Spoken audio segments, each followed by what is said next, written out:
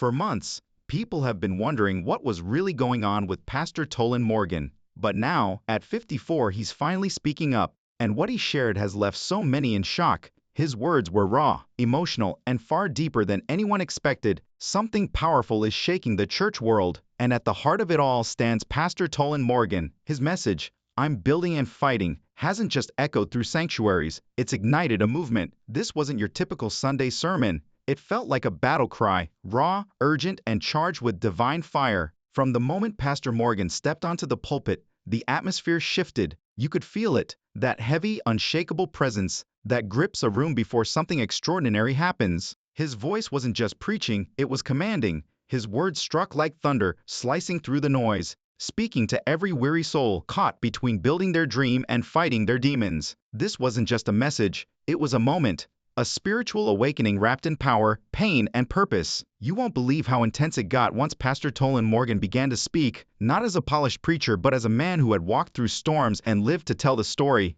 His voice carried both battle scars and victory, and then, with kind of conviction that silences a room, he declared, "You can't stop building just because the battle gets hard." That single line hit like lightning. The sanctuary erupted. People were on their feet shouting, clapping, crying. It wasn't just emotion, it was release. Every word he spoke felt like it had been forged in fire. But here's the truth that few realized in that moment. Pastor Morgan wasn't just preaching about building, he was living it. His message wasn't theory, it was testimony. Behind every powerful phrase was a chapter of struggle, endurance, and divine resilience. Each sentence carried weight because it came from war. This wasn't performance, it was prophecy born from pain. Every pause felt like a wound that hadn't fully healed. And this is where things got really interesting. As the sermon spread online, thousands began to wonder, was Pastor Tolan Morgan preaching a message to the church or sending a message about his own life? Whispers started to grow. People said his fiery words weren't just spiritual encouragement, they were personal, a glimpse into a battle he'd been quietly fighting behind closed doors.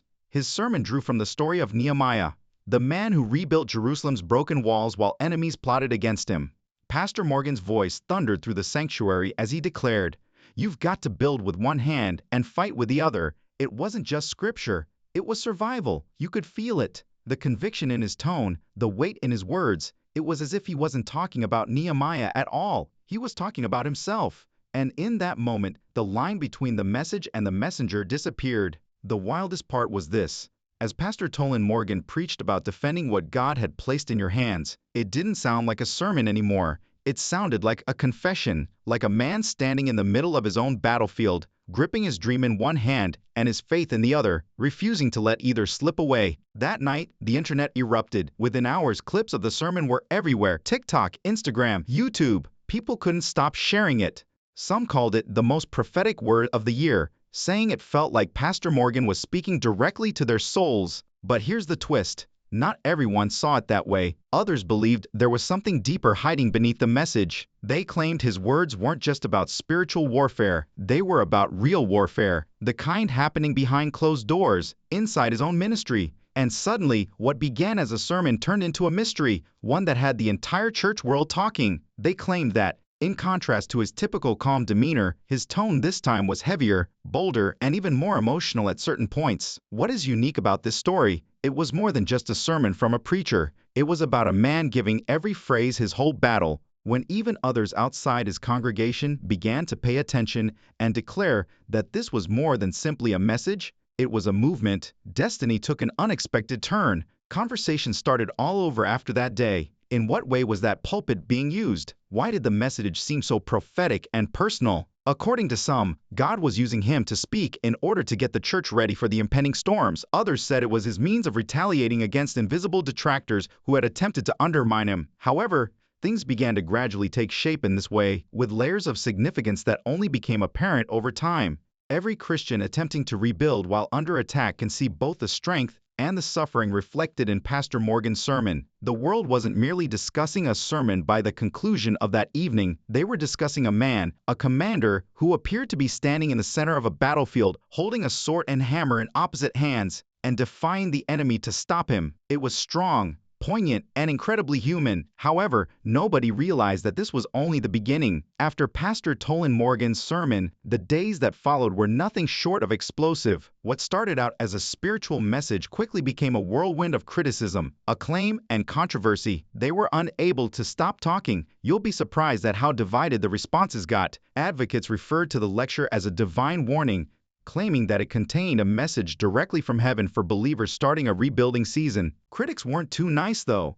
They started to delve further, asserting that his remarks were motivated by something more intimate. I can tell you that rumors began to circulate on social media. There were rumors that Pastor Morgan was going through a spiritual war himself, rather than only speaking about them. All of "I'm building and fighting's" quotes were played back, examined, and occasionally misrepresented. Conversations such as, "You build with one hand and defend with the other" became the center of online debates. Some referred to it as a weary leader's cry. Some claimed it was the roar of a warrior who would not surrender. This is when things start to get interesting. Now, even those who had never seen him before were paying attention in an attempt to understand what made this message so compelling. The words were no longer all that mattered. The individual who said them was the subject. What exactly was he fighting for? Everything, or who was attempting to destroy everything he had created? Here's the startling bit, though. Regarding the rumors, Pastor Morgan remained silent throughout. Not one, no explanation, no denial, no public reaction. He did what he normally did instead. He gave another sermon.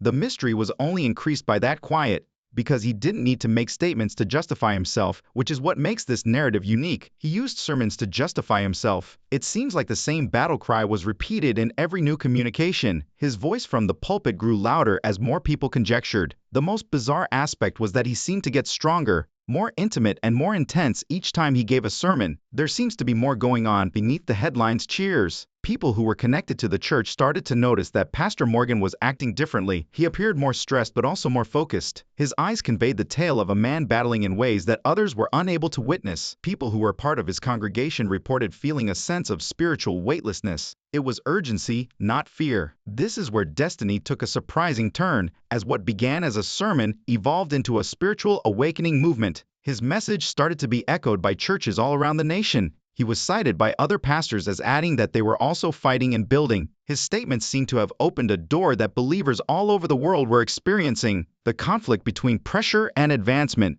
between suffering and goal. However, the whispers continued behind this strong wave. According to others, Pastor Morgan's lecture alluded to internal conflicts in his own ministry. Some even argued that the phrase "building and fighting" was figurative, a covert allusion to the difficulties he encountered in his leadership or even personal loss. Although none of this was verified, many continued to believe it because of the quiet. But he remained unfazed and tall. That's the problem.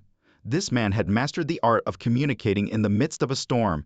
Many people were unaware that Pastor Morgan's narrative was about more than just triumph. It has to do with vulnerability. The weight of a man who had witnessed both triumph and misery was in every sermon and every statement. And because this message was unpolished and unattractive, it struck a deep chord. It was authentic. Anyone who has ever attempted to advance while being pushed back was the target of his speech. Anyone who had ever smiled in public while fighting conflicts in silence. The Christian community as a whole was split by the second week. He was dubbed a prophet by some. He was suspected by others of concealing something. However, one thing was evident: no one could overlook him. Powerful moments start like this, with pressure, not with serenity. And one of the most pivotal periods of Pastor Morgan's life had just begun. Pastor Tolan Morgan's words persisted throughout the weeks. Rather, they became louder. Through revelation rather than repetition, people began to exclaim, this was more than a sermon. A prophecy was being fulfilled in real time. "I'm building and fighting," he had written, and his message had become its own thing. You'll be surprised at how many individuals started to connect it to their own hardships.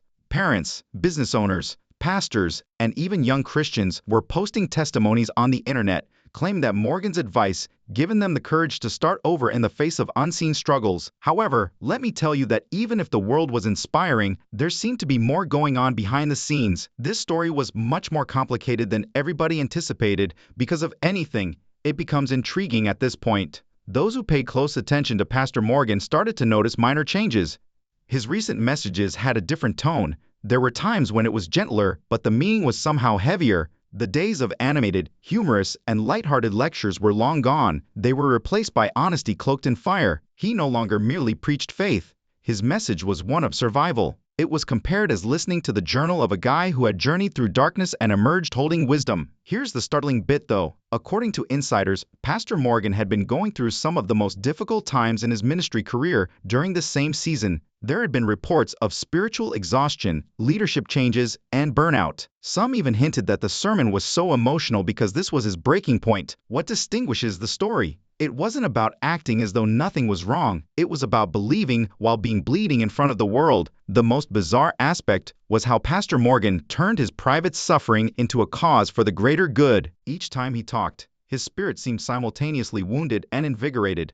And when those who had before questioned him started to acknowledge that his candor had changed their opinion of him, fate took an unexpected turn. He was no longer seen as only a preacher. They witnessed a warrior, a man who, despite the pressures of ministry, would not give up. During one of his subsequent sermons, he made a statement that caused the audience to go silent. The enemy utilizes exhaustion as a weapon to prevent you from completing the tasks God has given you in life. A pin could be heard dropping. Not only did those words sound strong, they sounded intimate. He was speaking about the silent conflict that many leaders encounter. Breaking in during the week and grinning on Sunday, people started to realize that I'm battling for more than simply faith at that point. It has to do with perseverance. He was dubbed a preacher of endurance on social media. Hashtags were popular. Videos became viral.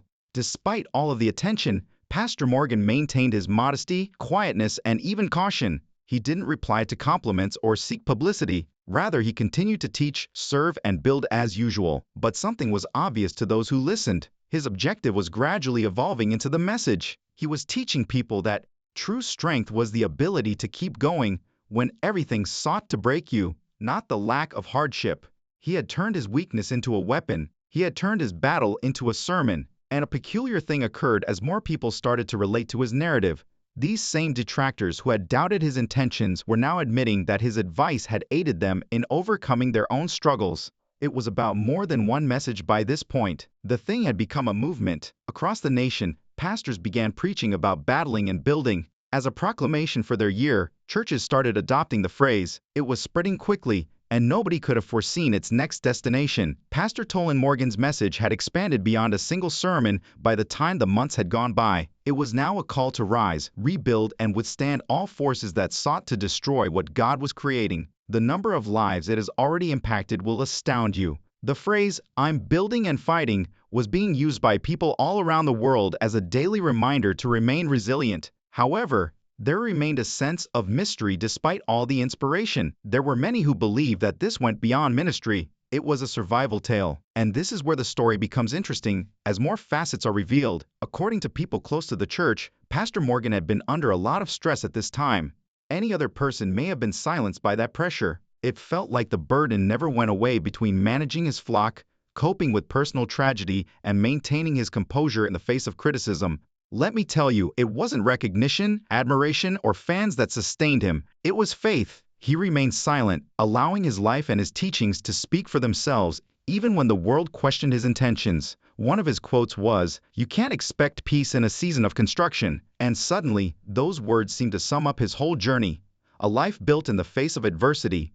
Here's the startling bit though. His legacy was shaped by the very struggles that were supposed to break him. Those who had before questioned his genuineness started to view him differently. They witnessed a man who exemplified endurance rather than only teaching it. Each trial turned into a testimony. Every injury turned into knowledge. What distinguishes this story from others? Pastor Morgan never acted as though he was perfect. He demonstrated to individuals that having faith does not equate to perfection. It gives you courage. Millions were drawn to his message because of his candor. "I'm creating and fighting" began to reverberate outside the church walls as 2025 went on. It was mentioned in motivational seminars, social media captions, and podcasts. The message was not just religious, it had evolved into a way of life and a way of thinking for anyone who encountered resistance. It was believed that Pastor Morgan had unintentionally launched a movement. When global ministries began contacting him and describing his sermon as a prophetic word for a tired generation, destiny took an unexpected turn. A single sermon in Georgia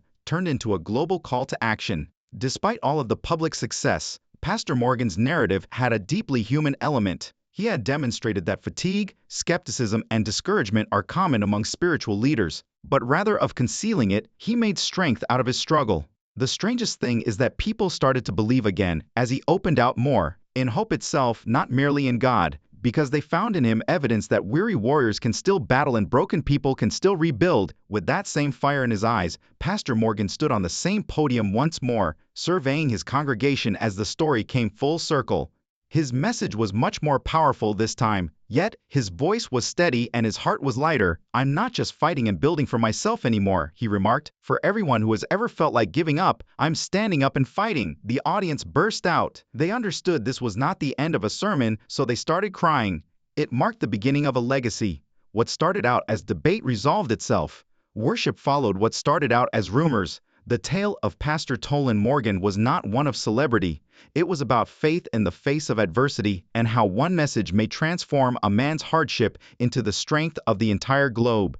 Because sometimes the voices that heal nations come from the wars we wage in silence. And as 2025 progressed, one thing became evident. He was not merely constructing a church, he was creating believers who were capable of retaliation.